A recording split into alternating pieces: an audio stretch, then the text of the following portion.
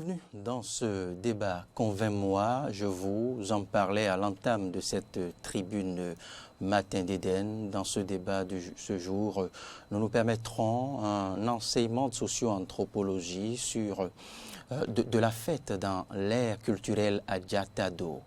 Que fête-t-on précisément selon vous, mesdames, messieurs? L'année finissante, celle qu'on s'en va accueillir, eh bien, encore quelques jours, vous le savez, nous aurons à aborder, à fêter la Noël pour nos enfants, la Saint-Sylvestre et puis le Nouvel An.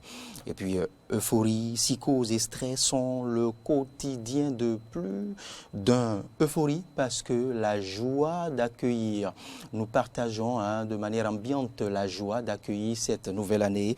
Psychose et stress parce que, voyons, par ces temps qui financièrement ne courent plus, eh bien, les parents se posent moult questions. Comment arrondir les fins de mois pour pouvoir offrir des cadeaux, des jouets, les repas les plus copieux à la petite famille.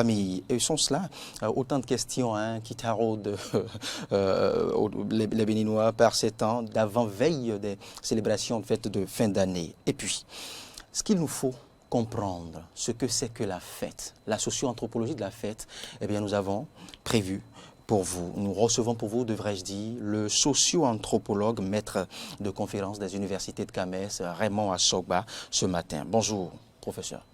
Bonjour, monsieur Loris. Je salue les téléspectateurs et les téléspectatrices de Eden TV.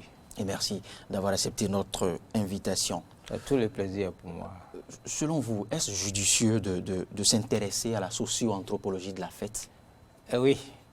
C'est d'une pertinence telle que cela se justifie par le fait qu'au Bénin, nous vivons des vies superposées. Des vies superposées de par la rencontre avec l'Occident. Il y a, disons, ce que on peut appeler, nous appelons des emprunts, c'est-à-dire qu'il y a des valeurs qu'on nous a imposées contre nos propres valeurs. Et donc, vous savez, dans la production de leurs rapports sociaux, les hommes entrent dans des situations de conflit, de crise et autres. Des valeurs imposées. Les fêtes nous sont imposées, vous voulez dire? Oui. Ne fêtons-nous pas par le passé? Vous dites? Ne fêtons-nous pas par le passé? Les aînés ne fêtaient-ils pas? Nous fêtions, mais nous ne fêtions pas de la même manière. Et donc, il faut vous dire que, et là, il faut me permettre de saluer des professeurs comme Awangan Fagla Denis, des professeurs comme Villon Rosier qui nous ont appris justement à saisir l'écart entre les vies béninoises et les vies d'emprunt comme ce que nous héritons, par exemple, des croyances. Donc, il faut dire que, vous savez, parler des fêtes, qui sont des occasions de sociabilité, des occasions de manger, joie, de boire, partage, et puis de se ressourcer. Ces occasions ne se faisaient pas de la même manière que nous le faisons aujourd'hui. Et ça veut dire qu'à un moment déterminé, l'être béninois s'est retrouvé en crise. Et donc, à partir de ce moment, à un niveau déterminé, il a fallu revenir à nous-mêmes. Il a fallu revoir nos manières de vivre la fête. Et donc, c'est la socio-anthropologie de la fête, c'est un peu le retour à nous-mêmes. Disons que aussi, c'est le retour du refoulé. Parce que quand vous prenez les religions d'emprunt, bien sûr, nous sommes nés dedans, mais ce sont pas, les catégories ne font pas partie de nos imagos. Les imagos, ce sont les images qui fonctionnent pas devers nous-mêmes et dont nous avons hérité les fonctions de nos parents. C'est génétique, voyez un peu. Et donc, il y a un retour du refoulé aujourd'hui, ce qui fait que par rapport aux crises, les populations retournent maintenant à leur manière de vivre la transition de l'année. J'ai parlé de superposition parce que ces temps-ci, il y a la Noël, vous voyez un peu. Il y a la transition, on part du 1er janvier, on fait des cadeaux aux enfants, etc. Mais ce n'est pas de cette manière qu'on faisait la transition de cette période-ci. Justement, mais comment fêtait-on par le passé?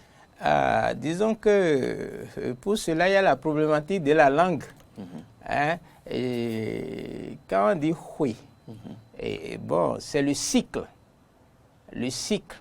Et disons que c'est le répit dans le cycle. C'est une pause dans le cycle.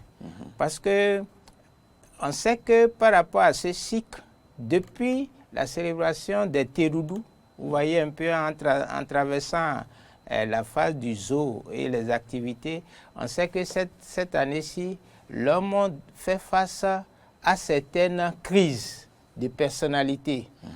Et vous savez que de par les vies superposées, quand je dis les vies superposées, sachez toujours qu'il y a plusieurs valeurs qui se disputent l'existence du Béninois, et ça peut être aussi même économique, vous voyez un peu. Et donc par rapport aux vies superposées, et nous faisons face à des névroses, d'accord? L'homme est sujet à des névroses lorsqu'il ne vit pas ses valeurs. Et quand il ne rectifie pas, il se retrouve dans des situations de psychose.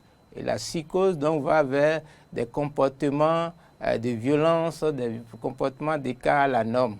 Et donc, Houé intervient, d'accord, par rapport justement au mécanisme sociétal que nos ancêtres ont déjà mis en place pour prévenir donc ces situations de névrose et de psychose. Donc, Houé commence par OFA. C'est-à-dire que pour déterminer les activités de transition, on s'adresse d'abord à la métaphysique du Fa. Encore avant de fêter? Oui, avant de fêter, parce qu'il faut définir dans quelles conditions on pourra faire les rituels et être toujours vivant et ensemble après.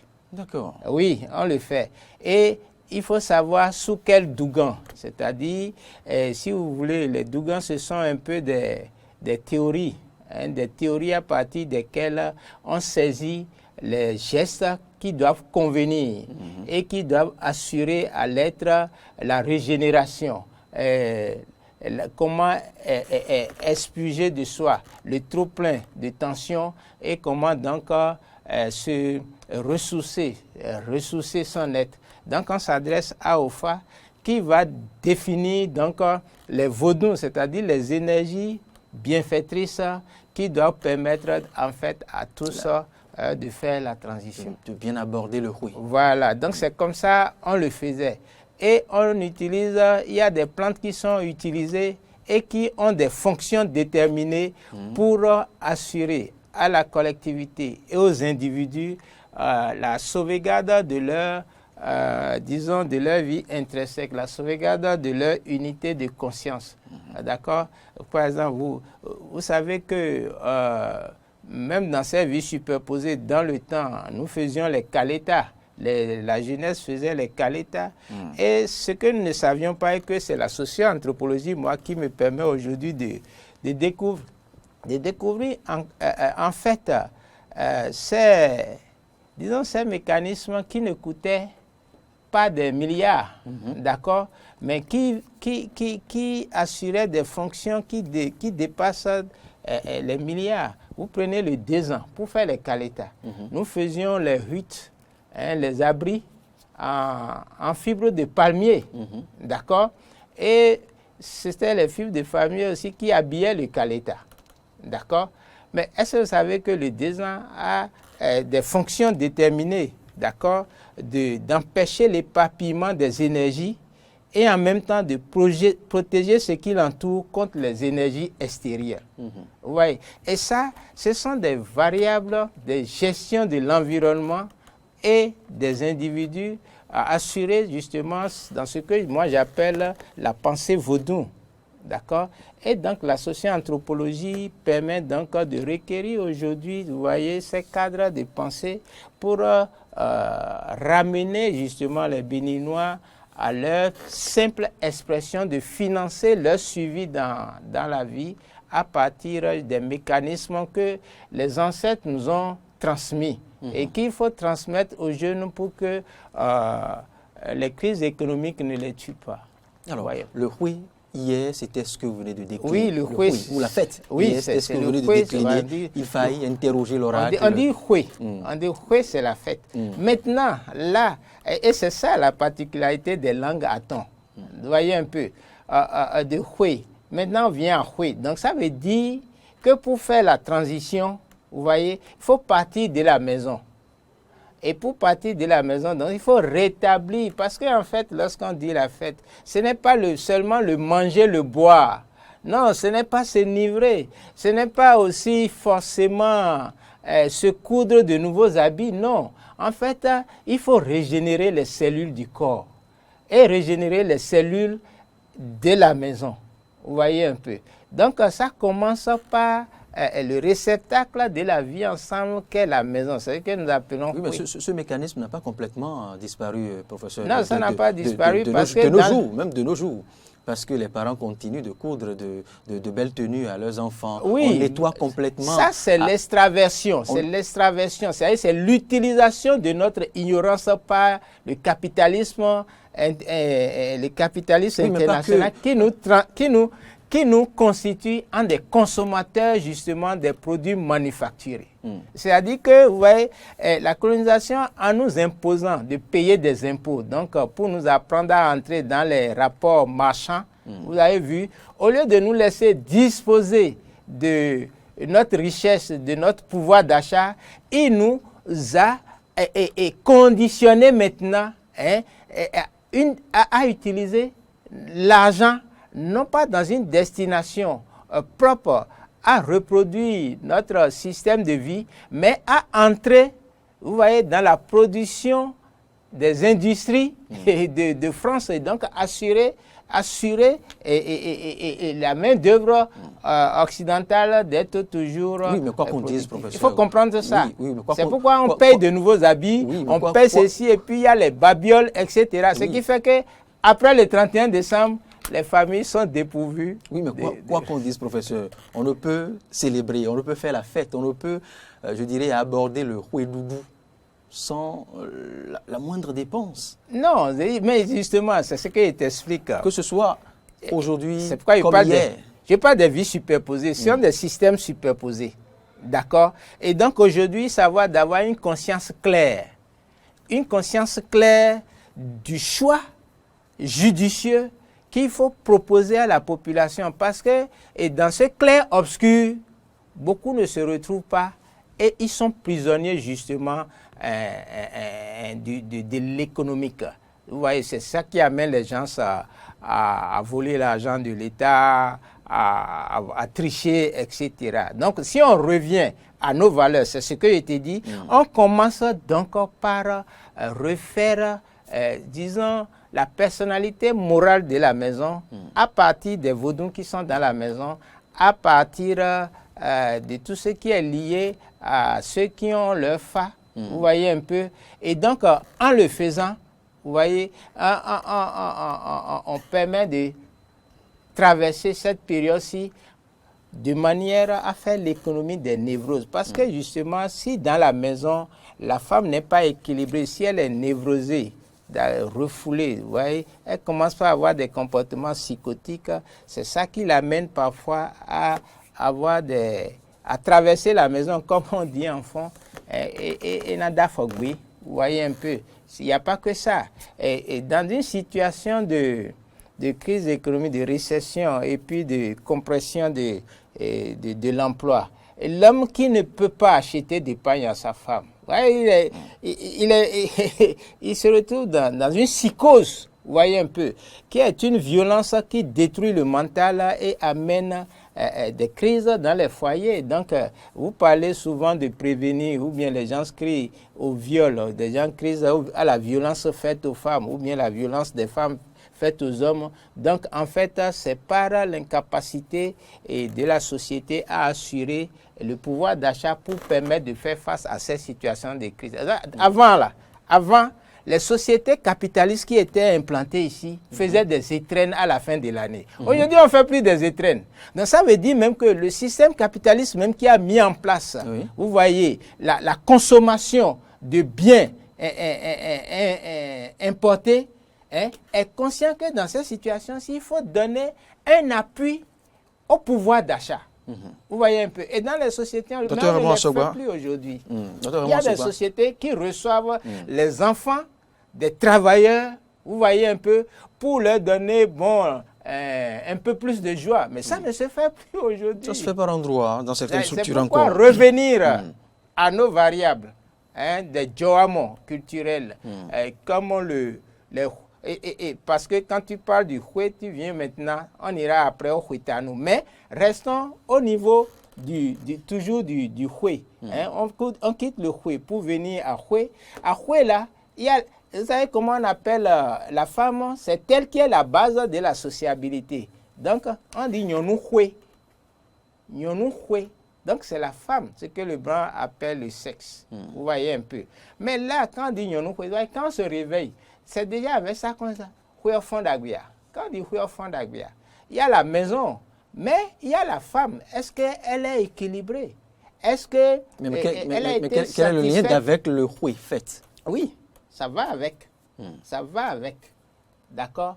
Donc, c'est pour vous rappeler, en fait, que à partir de... C'est-à-dire, dans nos langues à temps sont enchâssées des structures, non seulement des structures mentales, mais aussi des institutions, vous voyez un peu, de réglage, de régulation, d'abord des rapports entre l'homme et la femme, vous voyez un peu, maintenant avec toute la famille, et maintenant au niveau de toutes les familles pour aller à la réflexion, à la réflexion mentale. Docteur, vous allez à présent nous aider à mieux cerner la portée sociale du Houé Doudou pour le Béninois. Oui, pour le Béninois, vous savez que ce qui permet aux Béninois de faire face à ses responsabilités, il faut le rechercher dans sa philosophie de la vie.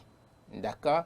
Et dans cette philosophie de la vie, ça veut dire qu'il est avant tout un Beto Tembedjou, c'est-à-dire il a la maîtrise des conditions de sa vie et il connaît justement son potentiel énergétique. Donc, en principe, c'est un être qui est assez vaudou, qui a son fa, d'accord? Et qui peut ne pas l'avoir aussi, s'il n'a pas cherché à le voir. Bon, si tu prends par exemple celui qui va à l'église, d'accord? Il va à l'église, d'accord? Et d'une certaine manière, il vit sa vie de cette manière-là. Mais avec le contexte de crise que nous vivons dans la société, vous découvrez que les gens ont besoin de se retrouver avec les valeurs. Ce n'est pas moi qui le dis, vous retrouvez ça dans la vie de tous les jours. Ce n'est pas moi qui vais l'inventer. Le Béninois utilise, il sait que pour agir, il doit d'abord déterminer les conditions de l'action. Et c'est en s'adressant à Ofa qui connaît les conditions de faire les voies pour continuer donc de réussir dans la vie de tous les jours. Donc c'est pourquoi même pour l'implantation même d'une entreprise, on pose la première pierre. Vous voyez un peu.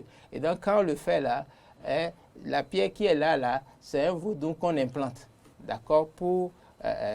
Les entreprises font des bilans. Bien sûr. D'accord? Les entreprises font des bilans. Donc, le Béninois fait aussi des bilans. Et donc, par rapport aux biais, par rapport aux écarts de comportement, aux écarts de performance sociale, et ça va dans tous les sens vis-à-vis des enfants, vis-à-vis de l'amitié, vis-à-vis des affaires, des parents et autres, connaissant tout cela, il sait qu'à un moment déterminé, il a besoin d'un coup, il a besoin d'une énergie marginale. D'accord? Et l'énergie marginale qui lui coûte le moins, c'est en fait d'aller maintenant vers les assaims. C'est-à-dire, il faut régénérer ce que l'occidental appelle le panthéon familial. Et quand on le fait, donc le Béninois a besoin des bénédictions des taïnos, des paroles des taïnos, et ensemble avec sa famille. Parce que les paroles qui sont prononcées à ce moment-là, les gens disent prière, c'est pas ça. Chez nous, on dit des. Donc ici, il y a la langue. De nos jours, on parle de vœux. La langue est volcanique. De nos jours, on parle de vœux. Les gens parlent de vœux. Nouvel an. On parle de vœux. On peut dire que c'est un système énergétique qui permet d'engouffrer dans la conscience cet afflux d'énergie. Vous voyez un peu. Donc les taïnos doivent prononcer certaines paroles et qu'il faut entendre et exorciser ce qui s'est passé. quand tu prends la structure des vœux. Donc, mais là, vous sacralisez la fête. Oui, bon, oui, sacralisé. Il y a le ça, là, hein, le 10e Dougan. Vous voyez, donc on crée la présence justement des Minona. Parce que ce sont les Minona qui savent ouvrir les portes justement des ARN, acides ribonucléiques. Les messages sont là-bas. Quel parallélisme! Mais écoute, vous savez, quand on parle de Favodumbo, quand on parle du béninois, il faut connaître la physique des kantas. Parce que c'est par rapport justement à ces valeurs, à ces connaissances-là, que vous pouvez comprendre pourquoi l'individu peut être ici et maintenant et être ailleurs, se projeter ailleurs, tout en étant avec vous. Et donc, c'est toute cette totalité de sens que la physique des kantas nous permet d'exprimer dans ce que nous sommes en train de dire. Donc, vous savez, lorsqu'on parle de Ovodou, Ofa, Obo, donc il faut dire que dans cette période-ci, et nos jatinu vilais, et nos jatinu asile. C'est-à-dire qu'au Bénin, nous, on ne fait pas de vaccination. Vous parlez des scarifications. On n'insère pas des corps biologiques ou génétiques dans le corps, non. Toujours en prélude à oui, à la nouvelle année. Parce que pour traverser la nouvelle année, les vibrations qui se déversent actuellement dans cette période de temps, c'est-à-dire de novembre jusqu'à février-mars, sont des vibrations telles que il faut permettre au corps d'amortir certains éléments. Est-ce que vous voyez? Et donc, à TIN, ou introduire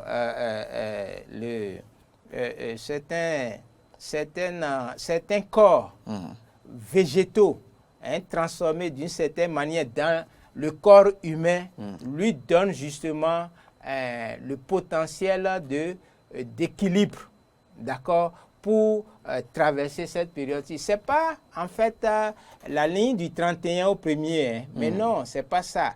C'est en fait la pluie de virus qui vient, la pluie de virus qui viennent maintenant. En fait, il faut savoir que les virus ne sont pas nocifs. Parce que les généticiens ont prouvé que, en fait, ce qui a été créé en premier pour donner la vie, ce sont les virus. Et le corps lui-même produit des virus. Vous voyez un peu. Donc, c'est à partir des virus qu'on fait au Fa, Vodou et Bo. C'est à partir des virus que les saints des religions vont et viennent.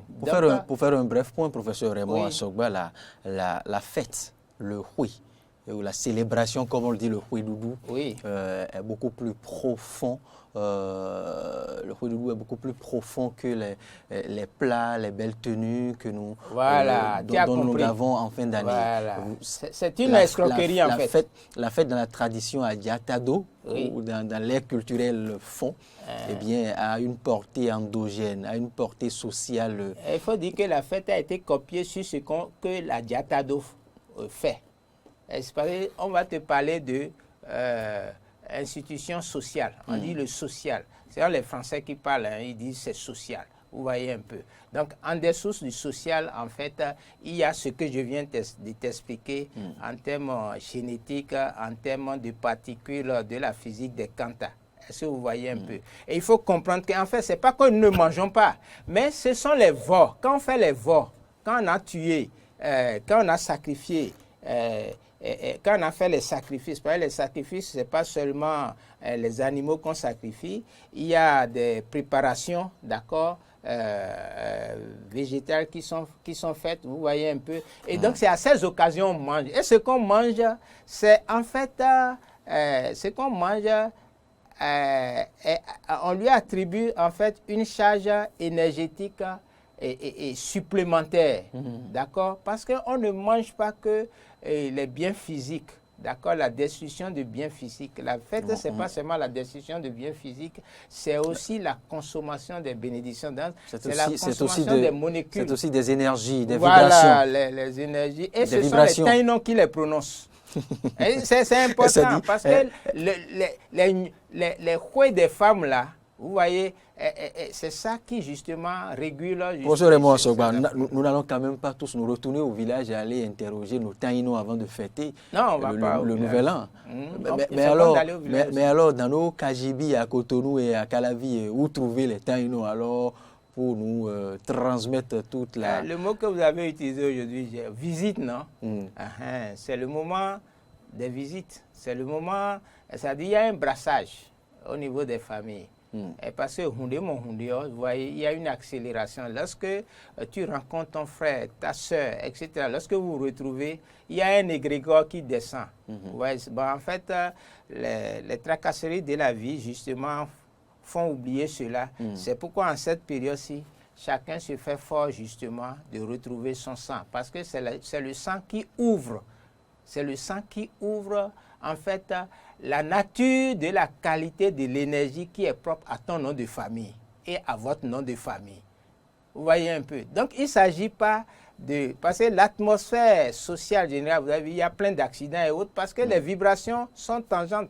Il a dit les vibrations se télescopent, vont dans tous les sens. Alors, lorsque vous retrouvez le sang, rencontre le sang, et donc les taïnos prononcent la qualité de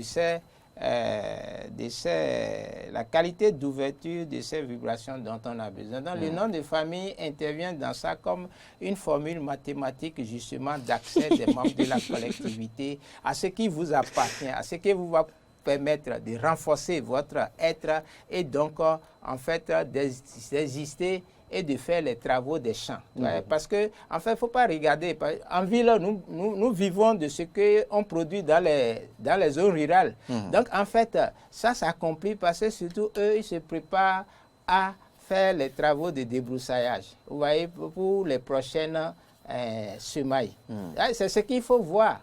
Et donc, quand on parle de fête, il faut être vigilant et tout simplement rester connecté au rituel de ces familles, parce que ce sont ces rituels que notre ancêtre qui s'appelle Koto a stabilisé chez nous pendant 130 000 ans avant de sortir du continent africain pour aller s'aimer dans les autres continents. Donc c'est pourquoi nous, l'économique telle que nous prenons, il ne faut pas faire comme les Blancs, parce que eux là, c'est des barbares, c'est des sauvages qui vivent à partir de l'investissement. Nous n'allons pas faire usage de ces concepts assez sémantiques. Il faut lire Cheikh Anta Diop. Il faut lire Cheikh Anta Diop.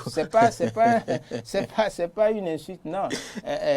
Vous prenez les livres de Cheikh Anta Diop, barbarisme, sauvagerie et autres, vous comprendrez en fait que... Surtout dans l'aventure ambiguë. Hein? Surtout dans l'aventure ambiguë. Voilà, donc vous l'avez dit. Donc aujourd'hui, il faut pas être Samba Diallo. Amadou Panté va dans l'aventure ambiguë en Afrique sérieusement. Docteur Raymond Assogba, moi j'ai compris que en dehors du capitalisme, du mercantilisme sauvage que vous avez décrié, je pense que quand à vous suivre, que nous n'avons pas perdu toutes les valeurs. Non, bien sûr. Nous n'avons pas perdu toutes les valeurs. C'est vrai que nous n'interrogeons pas les oracles avant de fêter, mais... c'est ça le drame. C'est ça le drame. C'est-à-dire qu'aujourd'hui, le politique...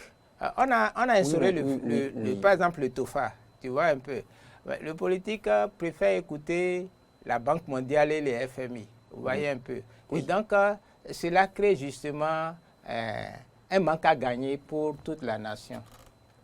Docteur Raymond Assogba, on va conclure cet échange, cet enseignement relatif à la socio-anthropologie de la fête au Bénin et surtout dans l'ère culturelle Fon ou à l'ère culturelle Adjatado. C'est bientôt la Noël. C'est-à-dire, oui, c'est la Noël. Je ne vous demanderai pas si vous allez choisir des cadeaux ou autres parce que je connais déjà votre position, docteur Raymond Assogba.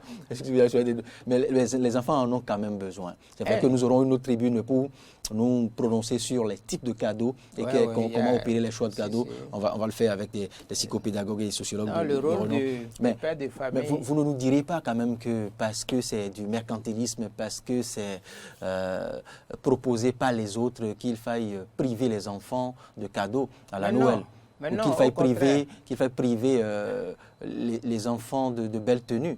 Non, on ne prive pas les enfants, c'est pas ce que j'ai dit. On ne va tout de même pas leur coudre de raffia non plus. En fait, vous avez vu, si nous sommes performants aujourd'hui, parce que vous allez voir que avec tous les présidents de l'Afrique, c'est des gens qui, vous prenez notre président, il est à la frontière des indépendances, vous voyez un peu. On nous a appris à confectionner nous-mêmes nos cadeaux. On utilise la créativité. Il faut réveiller à l'enfant. Mais ça, c'est dans un passé très lointain. Ça. Mais non, ça continue jusqu'à aujourd'hui. C'est pourquoi il faut s'adresser aux enfants, il faut discuter avec les enfants, il faut suivre l'enfant dans ce qu'il fait. Mais les enfants recommandent maintenant, oui, les enfants... Les enfants sont toujours créatifs, hein. Créatifs, mais ils demandent à avoir des tablettes, ils demandent à avoir oui, bien sûr, des jeux et jouets modernes. Oui, mais ça veut dire que les jouets, ce sont des gadgets. Maintenant, avec quelle conscience ils manipulent les gadgets? Donc, c'est vous dire aussi qu'il nous faille nous adapter à l'ère du temps. Et nous adapter, oui. Pas pour faire dos à toutes les valeurs endogènes que vous venez d'évoquer.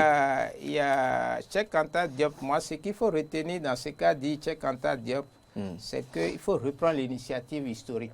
C'est ce que les gens ne savent pas faire. Il ne s'agit pas de parler d'égyptologie, ni de dire, ouais, Kemet, Hotep, comme je le vois sur les réseaux sociaux avec les jeunes qui réveillent Osiris, etc. Il faut reprendre l'initiative historique. Et reprendre l'initiative historique, c'est d'utiliser le pouvoir politique. Il faut que les jeunes conquièrent le pouvoir politique maintenant pour satisfaire leurs rêves. C'est de ça qu'il s'agit. Et pour conclure maintenant, votre mot de la fin, docteur. Mon mot de la fin, c'est que, vous savez, ce que je vous ai dit, on a parlé de socio-anthropologie. Quelqu'un d'autre va vous utiliser des modèles d'analyse empruntés aux sociétés occidentales pour vous parler de ça. Donc, qui serait complètement l'antipode de ce que vous avez déroulé ce matin. Qui serait complètement l'antipode de ce que vous avez déroulé ce matin. Non, même il peut dire les mêmes choses, mais il ne mettra pas en valeur la conscience nationale, il ne mettra pas en valeur l'âme de ce pays, il ne mettra pas en valeur les ancêtres de ce pays. Ouais. C'est pourquoi nous disons aujourd'hui que donc, il faut revenir, c'est-à-dire à la biologie, d'accord, donc qui permet donc de remettre comme paramètre de l'action politique économique, comme calcul des coûts, etc., dans l'activité. Donc, Ofa Vodumbo, c'est en fait la trilogie cosmique de détermination et de perfectionnement des activités des Béninois. Et donc, il faut savoir que nous ne sommes pas des pays endettés et des pays pauvres. Non, nous ne sommes pas pauvres. Nous sommes le pays du Vaudou. Et dans le pays du Vaudou, nous sommes des actifs. Nous sommes des producteurs de notre existence. Et c'est cela qu'il faut mettre au cœur, non seulement de l'action politique, mais de la créativité économique et de l'existentialité de tous les Béninois qui forment déjà une nation. La nation n'a plus à créer. Mais le vaudou pourra-t-il nous aider à subvenir à tous nos besoins? Pas le vaudou, la pensée vaudou. La pensée vaudou. Docteur Raymond Assogba, le débat se poursuit. On va poursuivre la réflexion. On va vous retrouver plus tard sur toute autre thématique, comme je le disais tantôt. Mesdames, Messieurs, on va se retrouver encore une fois pour parler de la fête. Cette fois-ci, pour parler du choix des cadeaux pour les enfants. Quel cadeau pour quel enfant et quelle est la portée des jouets et jeux pour nos enfants. C'est tout pour ce numéro de Convainc-moi. Merci de l'avoir suivi, Dr Raymond Assogba. Merci pour la disponibilité. Avec plaisir.